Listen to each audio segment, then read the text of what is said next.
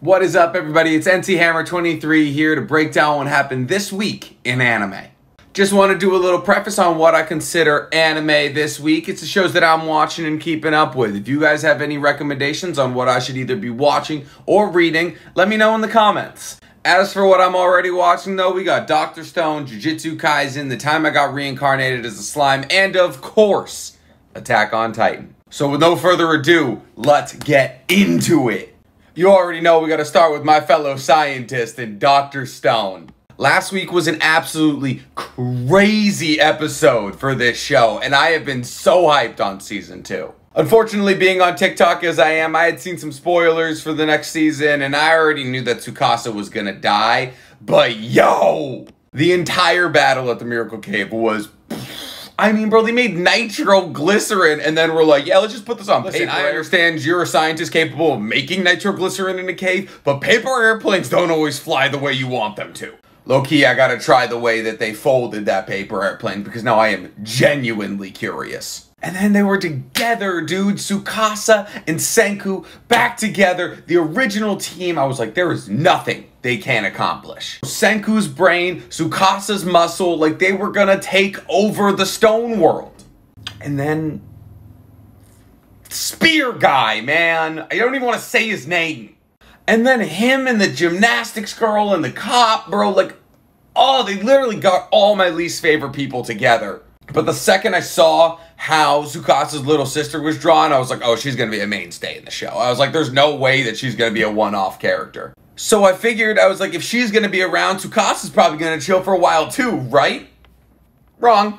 Tsukasa got run through like Rin, bro. Tsukasa was done for when he hit the water. Like a hole in your lungs. And then you fall in the water, you're done. You're gone. You don't make it back from that. Clearly that thinking was ignorant though, because this is the strongest high school primate we're talking about here.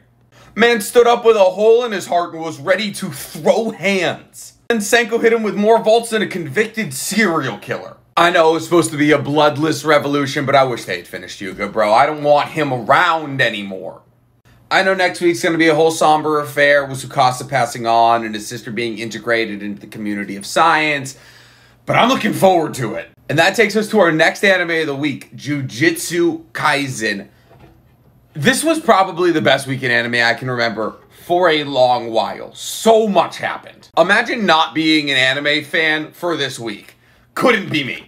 I understand what happened this week is kind of a side story in terms of the overarching story of Jujutsu Kaisen or any of that. Like, they're still getting Sakuna's fingers and they're still killing cursed spirits, but like, it doesn't fit into the whole, like, they're fighting the big bad guys, you know? But I don't think Jujutsu Kaisen even cares, bro. Like, it just gets better every week. They made a whole episode about baseball, and it was one of my favorite episodes of anime in recent years. Side story or not, bro. Megami going domain expansion. It's incomplete. So sick. It matched him perfectly. He's listening to Sakuna. He's using shadows. He's not trying to be too precise. He's just blasting all his power out and then shaping it as it goes. I mean, he's got to be a special grade sorcerer now, right? Because that was a special grade curse. Like, that's how it works, right? On top of that, he secured the bag for Yuji, getting another finger. So, I mean, is he about to get even more powerful? Or is he about to get even more powerful? And what's crazy is, like, Megami's storyline would be enough for a whole episode. But now, we got Yuji and Useful Sakura about to fight two cursed spirits, bro. And listen, I know we're all a little bit self-conscious, but my God, that man did not want people seeing his back. Them being like, if you don't want people seeing your back, why are you dressed like that? And he's like, because my back gets musty. What? Also, the Juju stroll of them being worried about Megami getting hit on, laugh out loud funny. I literally look forward to Juju stroll. So we already know that next week's about to be some heat. It's gonna be a tag team fight, just like with Todo. Maybe not that badass, but it's still gonna be fire. God, I love this show. That brings us to our next show, The Time I Got Reincarnated as a Slime. And bro, you thought the other episodes are crazy this week? I don't know how many of y'all are keeping up with season 2 of The Time I Got Reincarnated as a Slime, but oh my God, is it heating up. We're talking like blood sea levels of gore in what I thought was going to be a fun isekai. The show was going to be about a fun, overpowered protagonist that goes into an isekai world, kind of rips it up, gets a harem, and then just chills, you know? I was wrong. They killed Shinon, they killed Gobza, now he's literally going to kill 20,000 people to bring them back. I understand all the demon lords aren't like super evil, I mean look, Milim, but like, bro, he's gonna murder 20,000 people. He's gonna eat them. And these aren't good people. Like, I don't mind them getting murdered. Like, they are religious zealots who are murdering monsters under the premise of being holy. But it's not even Rimuru, bro. His whole team went crazy this week. Benimaru just made 500 knights look silly. Like, he was Minatoing around. Like, he was literally teleporting, like, just slicing people in half, bro. He made it look easy. Sue and his team were just, like, pulling people apart with strings. Don't even get me started on Hakaru, bro. Oh, my God. That Otherworlders fight was so sick. When I first met the Otherworlders, I was like, oh, okay. I was like, I feel like they could maybe be turned into good guys.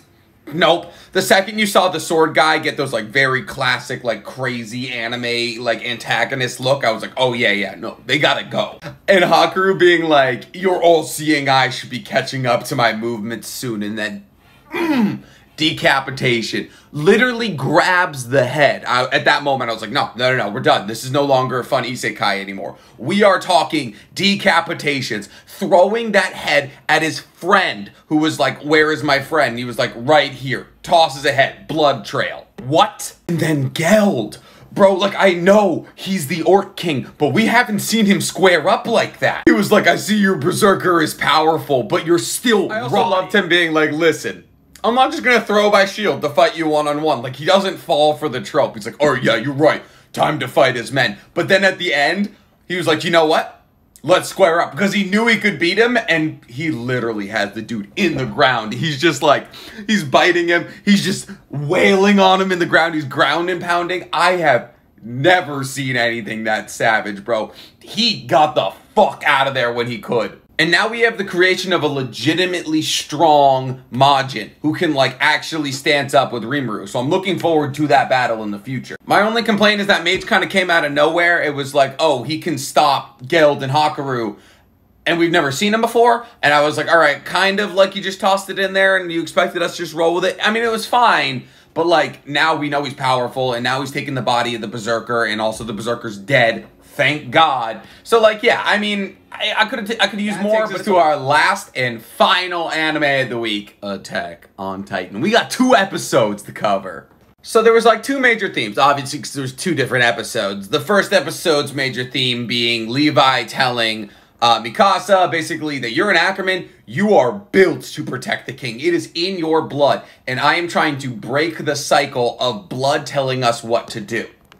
He told Armin that the only reason he's visiting Annie is because Bertolt is still in his heart and his mind, and it's influencing his current decisions with his past emotions. And, like, all in all, like, I kind of agree with him, like, trying to break the cycle, like break the spoke of the wheel that will never stop turning. But at the same time, bro, like, I can't get over the fact that they're just making Eren such an asshole. Like, I get that he's been through a lot. Like, he's been through more than anyone else in this show. But the mood switch was so At least to us, it was immediate. Like, obviously, there was a time skip where a lot happened that we didn't see. And ultimately, that's what the second episode was kind of about. I mean, it was more about Zeke's backstory, but it was about how Zeke's backstory played into him influencing Eren over that time skip.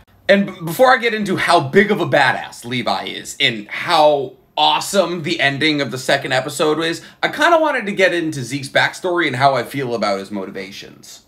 Zeke is the unfortunate byproduct of radicalization. It's what happens when a child grows up in the midst of radicalized parents. You see it all over the world, and it's incredibly unfortunate, and it's toxic. And it can put this enormous pressure on children to be just like their parents or just like their parents expect. And that sucks. But euthanation is never the correct answer. I understand that you could equate the getting rid of Titans to denuclearization. Like, Titans are this enormous power that needs to be... But ultimately, the Eldians are people. Just because of the blood they carry doesn't mean that they shouldn't have the ability to reproduce. If you want Titans to stop coming into the world, stop passing down Titans. Stop injecting people with Titan serum. Like, the Eldians are just people. The irony here is two people who have been passed down to Titans and therefore are propagating the cycle of violence are the ones trying to push for euthanization on a group of people trying to fix the Titan problem. Now, is it their fault that they've been passed down the Titan? No, especially not in Aaron's case. But still, they don't get to make the choice for all of Eldia, which is why I am staunchly not a Jaegerist. Which brings me to my boy Levi. Oh my goodness, did he go hard this week. My man lost 30 comrades, cut them all down without a blink of the eye, and then caught up to the Beast Titan and rocked his shit. Bro, he literally dropped a drone strike on him. He hit him with 5 rockets and just pulled his body out of the Beast Titan. And then he was cutting pieces off him like he was a big old roast to make sure he wouldn't turn into a Beast Titan again. I don't know how he had the idea of lodging a rocket into his stomach and tying a rope around his neck. I think he's thought of that before. Like, that's been in Levi's dreams, or at least his thoughts. Like, he knew what he was gonna do. But it was at his own downfall. Honestly, does that rocket wipe out Levi? It was a close blow. That's a big explosion. Does it wipe out the Beast Titan? I mean, he wasn't in Titan form.